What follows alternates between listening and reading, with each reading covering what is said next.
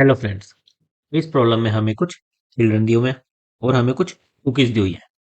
हमें हर एक चिल्ड्रन को एट मोस्ट वन कुकी देनी है। हर एक चिल्ड्रन की एक स्पेसिफिक रिक्वायरमेंट है कि उसे इस पर्टिकुलर साइज की कुकी ही चाहिए, या तो उस पर्टिकुलर साइज की या उससे बड़ी। उससे छोटे साइज की कुकी वो नहीं लेगा। तो हमें चिल्ड्रन को किस किस साइज की कुकीज चाहिए वो दी हुई है, और हमें कुकीज के साइज दिए हुए हैं जो कि हमारे पास है। ये इन्फॉर्मेशन हमें दो सेपरेट एरेज में दी हुई है। हमारा एम क्या है? इन कुकीज को चिल्ड्रन में डिस्ट्रीब्यूट करना, इस तरह से डिस्ट्रीब्यूट करना कि मैक्सिमम चिल्ड्रन को हम ये कुकीज डिस्ट्रीब्यूट कर सके। हम एक चिल्ड्रन को एट मोस्ट वन कुकी दे सकते हैं, और हमारा एम क्या है? मैक्सिमम नंबर ऑफ चिल्ड्रन को कुकीज देना। वैसे अगर हम ये एग्जांपल ले, चिल्ड्रन को किस किस साइज की कुकीज चाहिए? वन, टू और थ्री, इन साइज की कुकीज चाहिए। हमारे पास किस किस साइज की कुकीज है? वन और वन, इस साइज की कुकीज है। तो अगर हम देखें तो हम केवल इस चिल्ड्रन को ही कुकी दे सकते हैं। हम ये वाली कुकी इस चिल्ड्रन को दे देंगे। उसके बाद हमारे पास टू और थ्री ये रिक्वायरमेंट बचेगी, लेकिन हमारे पास कुकी का साइज क्या बचेगा? वन साइज की कुकी बचेगी। तो हम ये किसी को नहीं दे सकते। तो हम कितने चिल्ड्रन को कुकीज दे पाए? वन चिल्ड्रन को। तो यही हमारा आंसर हो जाएगा। सिमिलरली अगर हम ये वाला एग्जाम्पल देखें, वन और टू, हमारी रिक्वायरमेंट क्या है? वन और टू, हमें टू चिल्ड्रन है। एक चिल्ड्रन की रिक्वायरमेंट है वन साइज की कुकी, दूसरे की रिक्वायरमेंट है टू साइज की कुकी। और हमारे पास कुकीज किस किस साइज की है? वन, टू और थ्री, इन साइज की कुकीज है। तो हम क्या कर सकते हैं?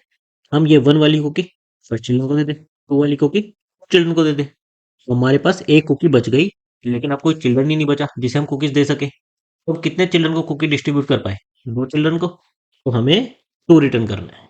नाउ अगर हम देखें, हमें अगर किसी चिल्ड्रन को कोई कुकी देनी है, तो हम कौन सी कुकी देना प्रीफर करेंगे? आइदर जो उसके इक्वल साइज की हो, या जो उससे इमीडिएट नेक्स्ट ग्रेटर साइज की हो। जैसे कि अगर हमारे पास मान लो वन, टू, थ्री ये रिक्वायरमेंट होती, और हमारे पास कुकीज भी इसी साइज की होती, वन, टू, थ्री, तो उस केस में हम क्या करते? हम वन को वन देते, टू को टू देते, थ्री को थ्री देते। अगर हम वन को थ्री दे देते, हमने अगर वन को थ्री साइज की कुकी असाइन कर दी, तो हमारे पास रिक्वायरमेंट क्या बची? टू और थ्री, और हमारे पास कुकी किस साइज की बची? वन और टू। तो हम इस टू को असाइन कर देते। लेकिन अब हम इस थ्री साइज वाले को कोई भी कुकी असाइन नहीं कर सकते थे, तो क्योंकि उसकी डिमांड ज्यादा है और हमारे पास छोटे साइज की कुकी है। अगर हमें सबसे ज्यादा चिल्ड्रन को कुकी असाइन करनी है, तो हमें क्या करना पड़ेगा? जो भी उसकी डिमांड है, या तो हम एग्जैक्ट वो डिमांड पूरी करें, या उससे जस्ट नियर ग्रेटर जो भी नेक्स्ट ग्रेटर कुकी है, उससे हम उसको पूरा करने की कोशिश करें। तभी हम ज्यादा से ज्यादा चिल्ड्रंस में कुकीज डिस्ट्रीब्यूट कर पाएंगे। क्यों? क्योंकि इससे हमारे पास क्या होगा? हमारे पास बड़े साइज की कुकीज बच जाएगी, और उससे हम, अगर हमारे किसी चिल्ड्रन की डिमांड ज्यादा है, तो उसे हम पूरी कर सकते हैं। इसके लिए हम क्या कर सकते हैं?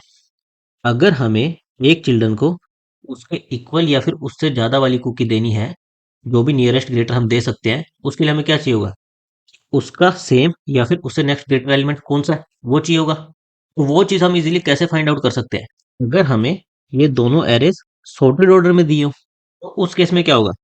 हमें ये पता चल जाएगा कि हमें सबसे छोटी कुकी किस साइज की चाहिए, और वो किस कुकी से हम सेटिस्फाई कर सकते हैं। जैसे मान लो हमारी कुकीज की डिमांड होती टू, फोर और सिक्स, हमें इस साइज की कुकीज चाहिए, और हमारे पास कुकीज क्या है? वन, टू, थ्री और फाइव, इस साइज की हमारे पास कुकीज है। तो हम क्या करते?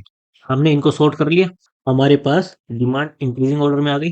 सिमिलरली हमारे पास जो कुकीज के साइज है वो इंक्रीजिंग ऑर्डर में आ गए। तो हम क्या देखते कि क्या ये जो सबसे छोटी कुकी है, इससे हम किसी भी चिल्ड्रन को दे सकते हैं? वो हमें कैसे पता चलेगा? हम सबसे स्टार्टिंग वाले चिल्ड्रन से देखेंगे। अगर इसको दे सकते हैं तो दे देंगे। अगर इसको ही नहीं दे सकते, बाकी चिल्ड्रन की डिमांड तो इससे ज्यादा है, हम किसी को भी नहीं दे पाएंगे। यानी ये कुकी हम किसी को भी नहीं दे सकते। तो हम इस कुकी में आगे बढ़ जाएंगे। हम इसे देखेंगे, क्या हम इसे किसी चिल्ड्रन को दे सकते हैं? अगेन हम सबसे स्मॉल वाले चिल्ड्रन पर आएंगे। हम देखेंगे टू, हाँ इसको दे सकते हैं। हमारा आंसर क्या होगा? एक, कि हम ये वाली कुकी इसको दे देंगे। अब हमारे पास ये दो बच गए, तो हमारी डिमांड आएगी यहाँ पर, और हमारी कुकी कहाँ पर आ जाएगी? यहाँ वाले इंडेक्स पर, कि हमने स्टार्टिंग की दो कुकीज में से एक कुकीज एक चिल्ड्रन को डिस्ट्रीब्यूट कर दी। अब हमारे पास डिमांड ये बच गई, और हमारे पास कुकीज ये बच गई। अब हम देखेंगे थ्री से हम किसी को सेटिस्फाई कर सकते हैं। उसके लिए हम क्या देखेंगे? तो जो हमारी डिमांड बची हुई है, उसमें सबसे छोटी डिमांड क्या है? ये फोर है। अगर हम इसको ही सेटिस्फाई नहीं कर पा रहे, तो हम आगे वाली को तो सेटिस्फाई नहीं कर सकते। यानी ये वाली कुकी हम किसी को भी नहीं दे पाएंगे। और फिर नेक्स्ट कुकी को देखेंगे। अगेन हम देखेंगे फाइव, ये हमारा फोर से बड़ा है। यानी ये वाली कुकी हम इस 4 इसको दे सकते हैं। हमने टोटल कितनी कुकीज़ डिस्ट्रीब्यूट कर दी? 2 कर दी। अब हमारे पास कुकीज़ खत्म हो गई, यानी कि हमारे पास कोई भी डिस्ट्रीब्यूट करने के लिए बची ही नहीं। तो मैक्सिमम हम कितनी डिस्ट्रीब्यूट कर पाए? 2 कुकीज़ को डिस्ट्रीब्यूट कर पाए, और यही हमें रिटर्न करना। तो हमारी अप्रोच क्या रहेगी? पहले हम दोनों एरे को सॉर्ट कर देंगे, ताकि हमारे पास डिमांड भी इंक्रीजिंग ऑर्डर में आ जाए और कुकी का साइज भी इंक्रीजिंग ऑर्डर में आ जाए। फिर वन बाय वन हम कुकीज़ को कंसीडर करेंगे। क्या ये वाली कुकी हम किसी भी चाइल्ड को दे सकते हैं? उसके लिए हम क्या करेंगे? जो सबसे छोटी डिमांड है उस पर जाएंगे। अगर उसको सेटिस्फाई कर सकते हैं तो हम उसको सेटिस्फाई कर देंगे। अगर उसको ही हम सेटिस्फाई नहीं कर पाए, इसका मतलब है हम कोई और डिमांड उससे सेटिस्फाई नहीं कर सकते। इस कुकी को हम डिस्कार्ड कर देंगे और इससे बड़े वाली कुकी पर देखेंगे, क्या उससे हम किसी चिल्ड्रन की डिमांड को सेटिस्फाई कर सकते हैं? अगर कर सकते हैं, हम उसको सेटिस्फाई कर देंगे, तो हम चिल्ड्रन में भी आगे बढ़ जाएंगे, हमारी कुकी में भी आगे बढ़ जाएंगे। ये प्रोसेस हम कब तक रिपीट करेंगे? जब तक आइदर हमारा कुकीज एरे एग्जॉस्ट ना हो जाए, या फिर हमारा चिल्ड्रन एरे एग्जॉस्ट ना हो जाए। कुकीज एरे एग्जॉस्ट हो गया, इसका मतलब क्या है कि हमारे पास कोई कुकी देने के लिए नहीं बची। और अगर चिल्ड्रन एरे एग्जॉस्ट हो गया, इसका मतलब क्या है कि हमारे पास कोई चिल्ड्रन ही नहीं बचा जिसे हम ये कुकी दे पाए। हमने सारे चिल्ड्रन को कुकीज डिस्ट्रीब्यूट कर दी है। हम स्टॉप कहाँ पर करेंगे? जब भी हमारा कोई भी एरे एग्जॉस्ट हो जाएगा। तो सिंपली हमारी अप्रोच क्या रहेगी? पहले हम दोनों एरेज को सॉर्ट कर देंगे। उसके बाद हमें 2 पॉइंटर लेने थे। एक पॉइंटर किसके लिए? चिल्ड्रन एरे के लिए। एक पॉइंटर किसके लिए? हमारे कुकी एरे के लिए। हम एक कुकी इंडेक्स कुकीज को ट्रैवर्स करने के लिए, और एक चाइल्ड इंडेक्स चिल्ड्रन की डिमांड को ट्रैवर्स करने के लिए 2 पॉइंटर ले लेंगे। और हमें लूप कब तक चलाना था? जब तक हमारा कोई भी एरे एग्जॉस्ट नहीं हो जाता। हमारा कुकी इंडेक्स एस के साइज हमारे कुकी के साइज से छोटा है, और चाइल्ड इंडेक्स हमारा जी डॉट साइज चिल्ड्रन वाले एरे के साइज से छोटा है। तक हमें लूप चलाना है, और उसके अंदर चेक क्या करना है? अगर हम इस कुकी से हमारे करंट चिल्ड्रन की डिमांड को सेटिस्फाई कर पा रहे हैं, इसका मतलब है कि उस चिल्ड्रन को वो कुकी दे दो। तो हम चिल्ड्रन इंडेक्स में आगे बढ़ जाएंगे, और क्योंकि हम एक चिल्ड्रन की डिमांड को सेटिस्फाई कर पाए, हम आंसर में 1 प्लस कर देंगे कि हमने एक कुकी को डिस्ट्रीब्यूट कर दिया। अगर ऐसा नहीं है, तो सिंपली हमें क्या करना है? इस कुकी को डिस्कार्ड कर देना है, और नेक्स्ट कुकी के लिए चेक करना है। नेक्स्ट कुकी से हम किसी डिमांड को सेटिस्फाई कर पा रहे हैं या नहीं कर पा रहे। और ये प्रोसेस हम जब तक हमारा कोई भी एरे एग्जॉस्ट नहीं हो जाता तब तक रिपीट करेंगे।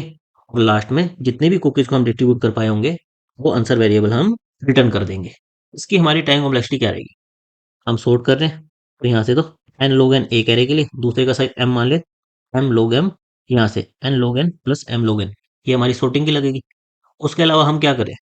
हम दोनों एरे पर लूप लगा रहे हैं, यानी कि m प्लस n इतना हमें एरेस को ट्रेवर्स करने के लिए लगेगा।